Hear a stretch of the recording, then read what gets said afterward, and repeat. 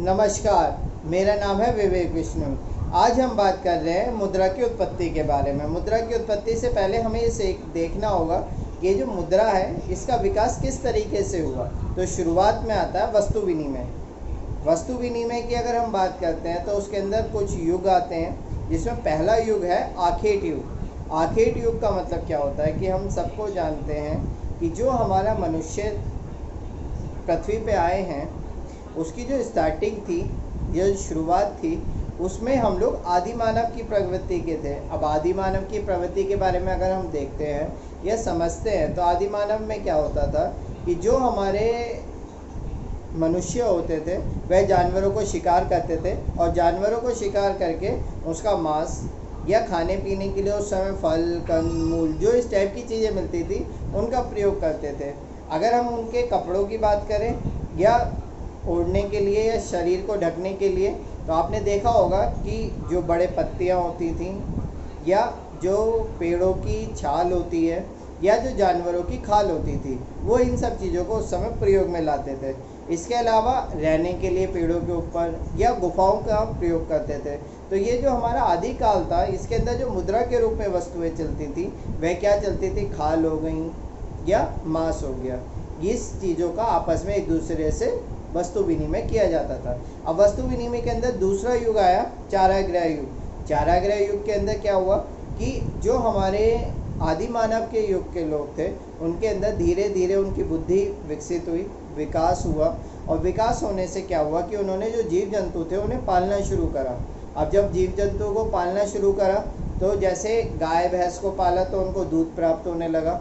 इसके अलावा घोड़ों को पालना शुरू करा तो एक स्थान से दूसरे स्थान तक आने जाने में सहूलियत हुई। इसके अलावा धीरे धीरे धीरे धीरे चीज़ें डेवलप होने लगी, मतलब विकास होने लगा। तो दूसरे युग के अंदर वस्तु विनिमय के लिए इन जानवरों को मुद्रा के रूप में प्रयोग किया जाने लगा। तीसरा युग आया कृषि का। अभी ये वस्तु विनिमय के युग आ रहे हैं, वस्तु विनिमय के अंदर तीसरा जो युग आया या तीसरी जो स्टेज आई वो आई कृषि की। अब जब मनुष्य ने आदि मानव से जानवरों को पालना सीखा तो उसने इस चीज़ को देखा कि जो प्रकृति से हमें चीज़ें प्राप्त हो रही हैं वो किस तरीके से हो रही हैं। तो उन्होंने खेती करना शुरू करा। खेती करनी शुरू करी तो उन्हें अनाज प्राप्त होने लगे, फल सब्जी इस टाइप की चीज़ें उन्हें प्राप्त होने लगी। तो कृषि युग के अंदर जो हमारी वस्तुएं थीं, फल अन्न, ये सारी की सारी चीज़ें वस्तु विनिमय के रूप में प्रयोग होने लगी। इसके अलावा चौथा युग आया शिल्पकारी युग। शिल्पकारी युग के अंदर धीरे धीरे धीरे जब मनुष्य की जो शैली थी वो विकसित होती चली गई, जो बुद्धि थी वो बढ़ती चली गई, तो उन्होंने चीज़ों को अच्छी तरीके से बनाना सीखा। जैसे मिट्टी के बर्तन हो गए, इसके अलावा कपड़े सिलने हो गए, औजार बनाने हो गए, घर बनाना हो गया, सड़क बनाना हो गया। तो धीरे धीरे धीरे धीरे इस चीज़ की जो डेवलपमेंट है वो या विकास है जो वो बढ़ता चला गया।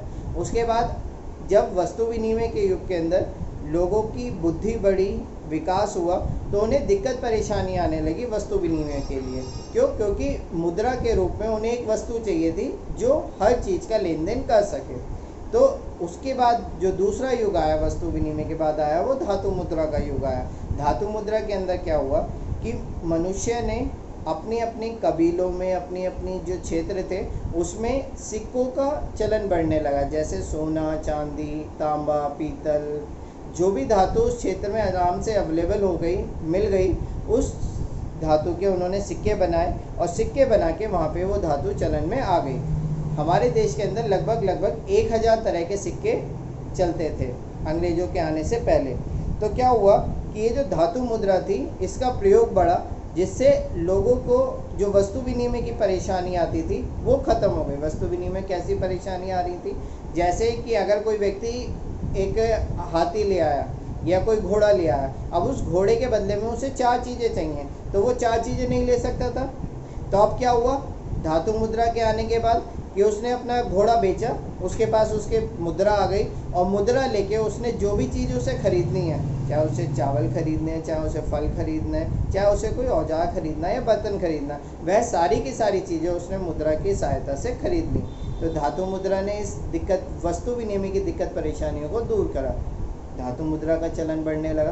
अब धातु मुद्रा के अंदर दिक्कत क्या आ गई कि धातु मुद्रा जो है मूल्यवान होती थी, तो अगर इसके पैसे बढ़ने लगते थे या इसकी मांग बढ़ने लगती थी तो कुछ लोग इसे संग्रह कर लेते थे।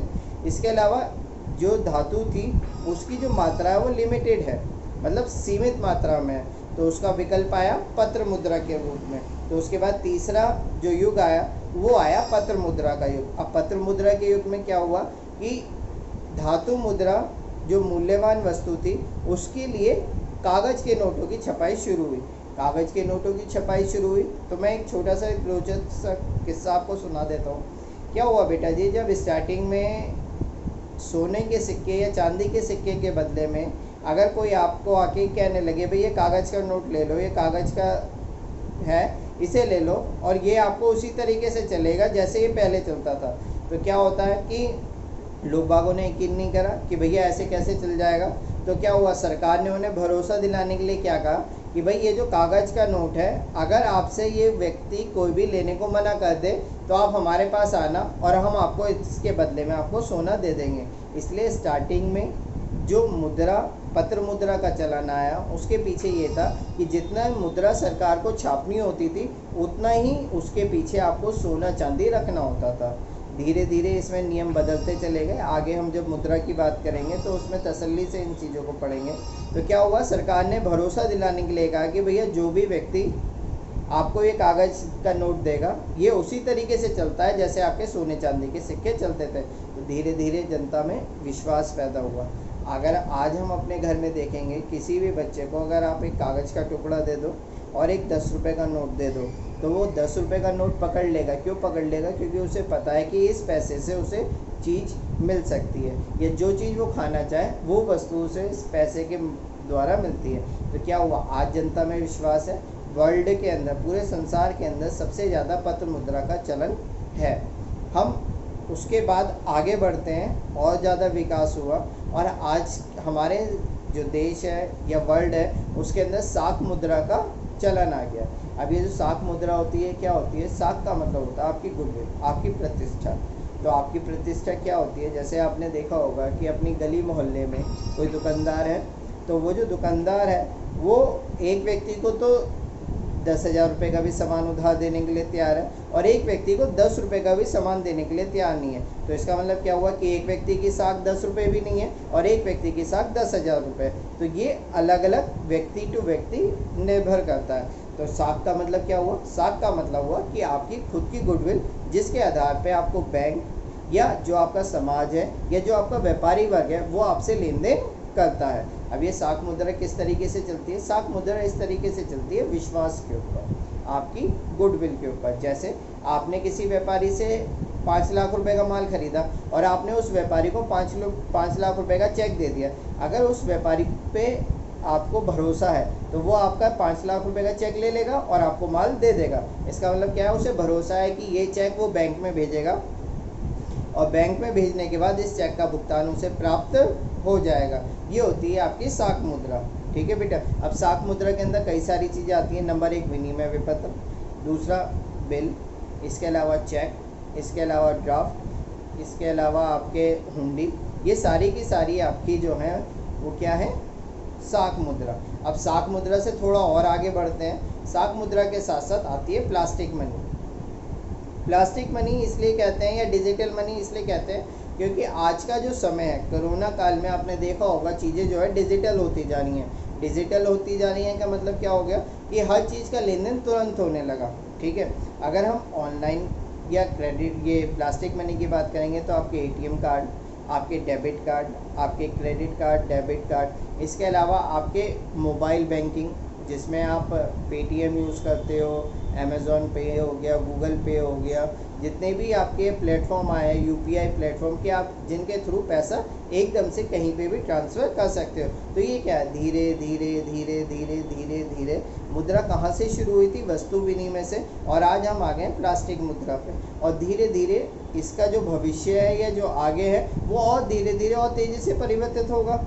आज आप बिना कहीं जाए आए घर पे ही अपना सारा पैसे का लेन देन आसानी से कर सकते हैं। तो ये क्या है, मुद्रा का विकास है कि मुद्रा कहाँ से शुरू हुई थी और आज कहाँ पे है। और हमें उम्मीद है कि आपको ये जो टॉपिक है क्लियर हुआ होगा। कोई दिक्कत परेशानी हो तो आप मुझसे पूछ सकते हैं।